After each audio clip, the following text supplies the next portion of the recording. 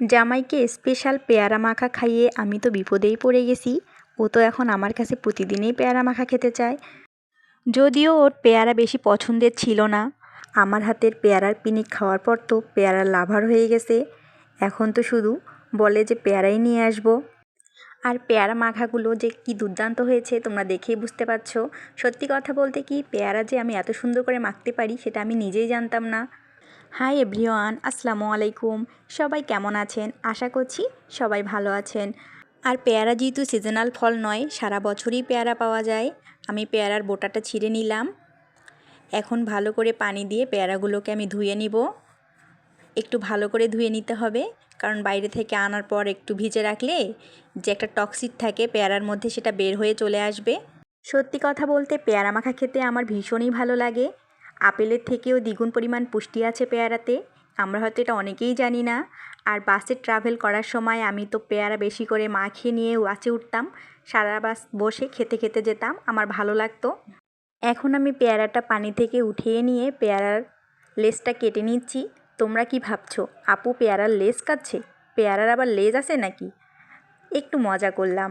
দেখো আমি স্লাইস করে কাটছি, একটু ভিন্নভাবে পেয়ারাটা কাটছি।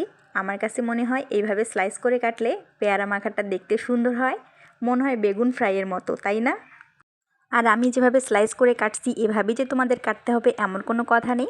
তোমরা চাইলে তোমাদের ইচ্ছা মতো যে কোনো শেপ দিতে পারো। যেভাবেই দাও না কেন পেয়ারা মাখা হলেই তো হলো, তাই না? আর আমি যেহেতু পেয়ারাটা ঝালঝাল করে মাখবো, তাই একটা দেখো বড় রাঁধুনি মরিচের গুঁড়ার প্যাকেট নিয়েছি। কি ভাবছো আপু এতগুলো মরিচ দিয়ে পেয়ারা মাখবে? না ভাই, এত মরিচ দিব না, জাস্ট দেখাচ্ছি তোমাদেরকে। আর একটা বাটিতে আমি লবণ নিয়ে নিচ্ছি। আর সাথে আমি দেশি কাঁচা ধনিয়া পাতা নিয়ে নিয়েছি।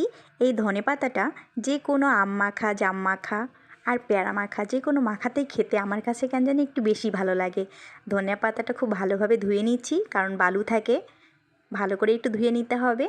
আর মাশাআল্লাহ আজকের ওয়েদারটাও দেখো অনেক সুন্দর।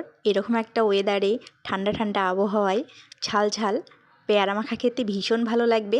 দেখো এবার আমি সুন্দর করে ধনিয়া পাতাগুলো কেটে নিয়েছি। এখন একটা সাদা ট্রের মধ্যে আমি পেয়ারাগুলোকে সুন্দর করে একটু সাজিয়ে দিলাম, যাতে দেখতে অনেক সুন্দর লাগে। কি সুন্দর হয়েছে না সাজানোটা? এখন আমি লবণ ছিটিয়ে দিচ্ছি পরিমাণ মতো।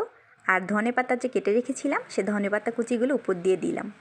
আর এই যে দেখো লাল লাল ঝাল মরিচের গুঁড়ো বেশি করে দিয়ে দিলাম। কত সুন্দর লাগছে না দেখতে?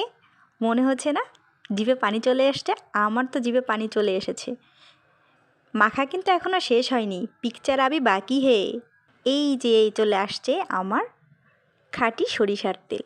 এবার বেশি করে সরিষার তেল দিয়ে উপরে ছড়িয়ে দেব। এখন হাত দিয়ে ভালো করে ঘুরিয়ে ঘুরিয়ে পেয়ারাগুলো মেখে নিচ্ছি। তো ফ্রেন্ডস, রেডি হয়ে গেল আমার পেয়ারা মাখা। কেমন হয়েছে পেয়ারা মাখাগুলো? একদিন বাসায় এভাবে অবশ্যই ট্রাই করো, আশা রাখছি ভালো লাগবে। তো ফ্রেন্ডস, আজ এই পর্যন্তই। আগামীতে দেখা হবে নতুন কোনো ভিডিও নিয়ে।